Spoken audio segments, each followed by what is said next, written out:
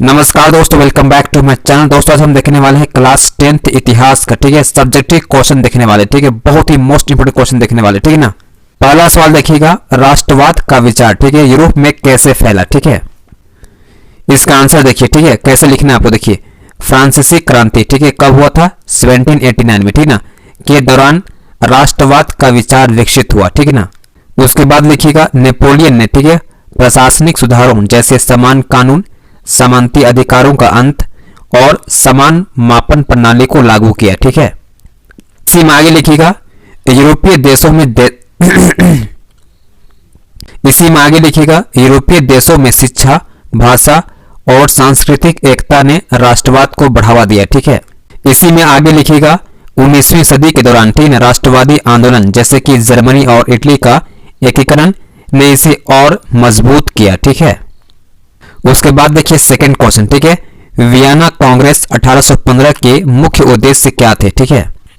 इसका उत्तर देखिए, ठीक है, नेपोलियन के पराजय के बाद, ठीक है, यूरोप में शक्ति संतुलन बनाए रखना, ठीक है, पहला इसका उद्देश्य था। सेकंड लिखिएगा, परंपरागत राजतंत्रों को बहाल करना, ठीक है, और तीसरा पॉइंट लिखिएगा, राष्ट्रवादी आंदोलनों को कुचलना और साम्राज्यवादी शक्तियों को मजबूत करना, ठीक है, इसका मुख्य उद्देश्य था, ठीक है। उसके बाद देखिए थर्ड क्वेश्चन, ठीक है, 1919 के खिलाफत आंदोलन और असहयोग आंदोलन में क्या समानताएं थी, ठीक है। इसका आंसर देखिए, दोनों आंदोलनों का नेतृत्व महात्मा गांधी ने किया, पहला पॉइंट लिखिएगा। सेकंड पॉइंट दीजिएगा, ब्रिटिश शासन का विरोध करना दोनों का मुख्य उद्देश्य था, ठीक है। थर्ड पॉइंट लिखिएगा, जनता ने विदेशी वस्त्रों का बहिष्कार और स्वदेशी वस्त्रों को अपनाने का आह्वान किया, ठीक है। और चौथा पॉइंट लिखिएगा, दोनों में बड़े पैमाने पर, ठीक है, किसानों, मजदूरों और मध्यम वर्गीय लोगों ने भाग लिया, ठीक है। उसके बाद देखिए चौथा क्वेश्चन, ठीक है, सविनय अवज्ञा आंदोलन के प्रमुख कार्यक्रम क्या थे, ठीक है। इसका उत्तर देखिए, नमक कर का उल्लंघन करना, ठीक है, दांडी मार्च, ठीक है, विदेशी कपड़ों का बहिष्कार करना, ठीक है, सरकारी संस्थाओं का बहिष्कार करना, ब्रिटिश कानूनों का पालन न करना, ठीक है, इसका मुख्य कार्यक्रम था, ठीक है। उसके बाद देखिए नेक्स्ट क्वेश्चन, औपनिवेशिक देशों में भूमंडलीकरण का क्या प्रभाव पड़ा, ठीक है। इसका आंसर देखिए, स्थानीय उद्योगों, ठीक है, और कारीगरों का पतन हो गया, नई तकनीकों और फसलों का, ठीक है, परिचय हुआ, कच्चे माल का शोषण बढ़ गया, ठीक है, सामाजिक और सांस्कृतिक रचनाओं में बदलाव हुआ, ठीक है। उसके बाद देखिए नेक्स्ट क्वेश्चन, विश्व अर्थव्यवस्था के उदय में सिल्क रूट का क्या महत्व था, ठीक है। देखिए इसका आंसर, सिल्क रूट ने प्राचीन काल में एशिया, यूरोप और अफ्रीका को जोड़ने का कार्य करता था, ठीक है ना। वस्त्र, मसाले और विचारों का आदान प्रदान संभव हुआ, ठीक है। इसे सांस्कृतिक और आर्थिक आदान प्रदान का प्रतीक माना जाता है। उसके बाद देखिए नेक्स्ट क्वेश्चन, ठीक है, इंग्लैंड में औद्योगिक क्रांति क्यों हुई, ठीक है। इसका उत्तर देखिए, ठीक है, कच्चे माल की उपलब्धता, ये पहला पॉइंट हो गया, ठीक है। आपको इसी प्रकार से पॉइंट देकर आंसर करना, ठीक है, तब आपको पूरा फुल मार्क्स मिलेगा एग्जाम में, ठीक है ना। इसका सेकंड पॉइंट लिखिएगा, कृषि क्रांति कारण, ठीक है, श्रम शक्ति की अधिकता, ठीक है। थर्ड पॉइंट लिखिएगा, बड़े पैमाने पर पूंजी और नई तकनीकों का विकास हुआ। उसके बाद देखिए, विशाल उपनिवेश और व्यापारिक नेटवर्क बढ़ा, ठीक है ना। अगला सवाल देखिएगा, भारत में औद्योगिकीकरण का ब्रिटिश शासन पर क्या प्रभाव पड़ा, ठीक है ना। तो देखिएगा, भारत एक कच्चा माल आपूर्ति केंद्र और ब्रिटिश निर्मित वस्तुओं का बाजार बन गया, पारंपरिक उद्योग और कारीगरी नष्ट हो गया, ठीक है, रेलवे और संचार व्यवस्था का विकास हुआ। उसके बाद देखिए नेक्स्ट क्वेश्चन, ठीक है, मुद्रण तकनीक ने यूरोप में समाज को कैसे बदला, ठीक है।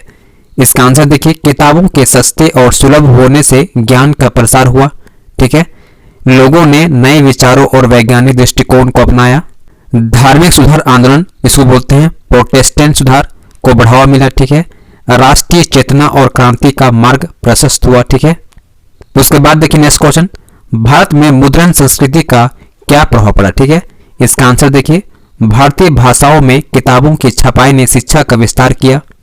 इसका सेकंड पॉइंट लिखिएगा, समाज सुधार आंदोलनों जैसे विधवा पुनर्विवाह, ठीक है, जाति प्रथा उन्मूलन को बढ़ावा मिला, ठीक है।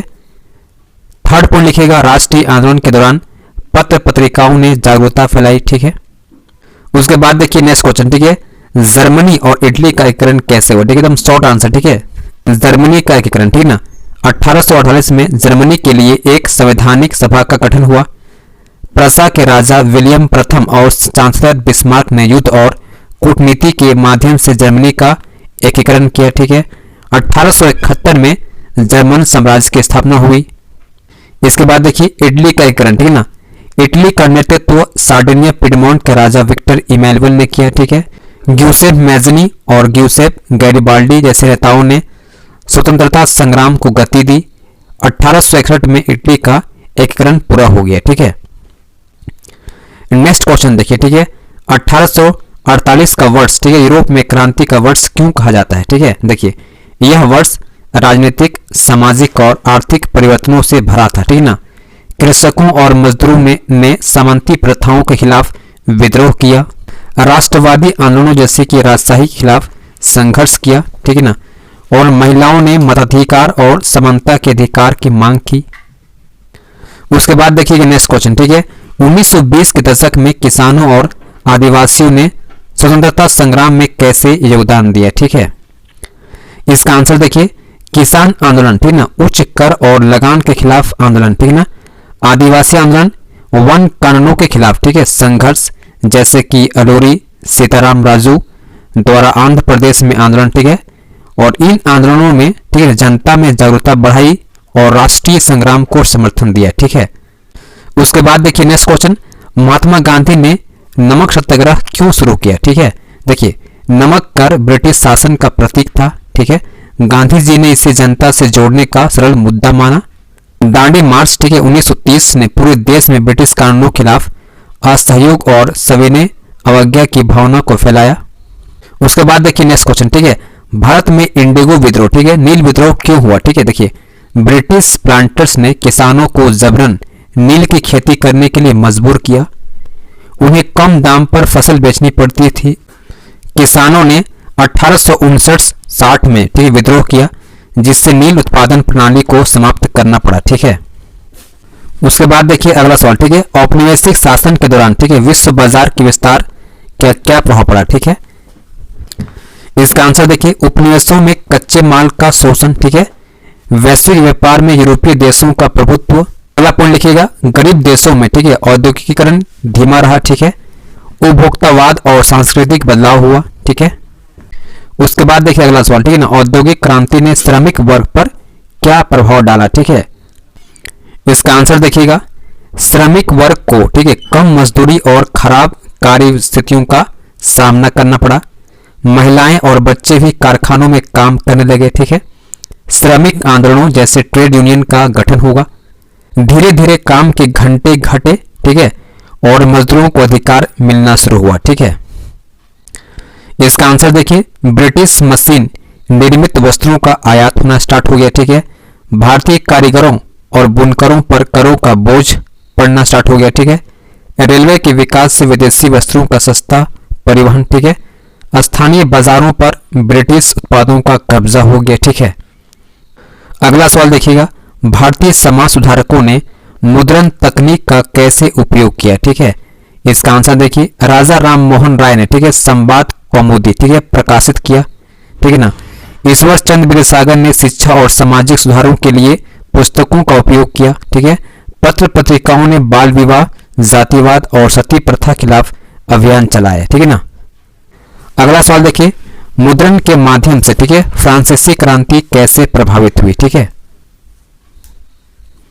इसका आंसर देखिए क्रांतिकारी विचारकों, ठीक है, जैसे रूसो हो गया, वोल्टेयर की किताबें और पैम्पलेट ने जनता को प्रेरित किया। ठीक है, सामान्य जनता, ठीक है, को समानता, स्वतंत्रता और बंधुत्व के विचारों से अवगत कराया गया। ठीक है, सरकार की आलोचना और नए विचारों का प्रसार हुआ। ठीक है, तो आपको इसी प्रकार से पॉइंट वाइज, ठीक है, आंसर करना है, जैसे आपको एग्जाम में पूरा फुल मार्क्स मिले। ठीक है, तो आपको इस चैनल पर, ठीक है, इसी प्रकार के इंपॉर्टेंट से इंपॉर्टेंट वीडियो दिया जाता है। ठीक है, और आपको एग्जाम तक, ठीक है, बहुत इंपॉर्टेंट क्वेश्चन दिया जाएगा। तो आप अभी से चैनल को सब्सक्राइब करके बेल नोटिफिकेशन को ऑन कीजिएगा। ठीक है।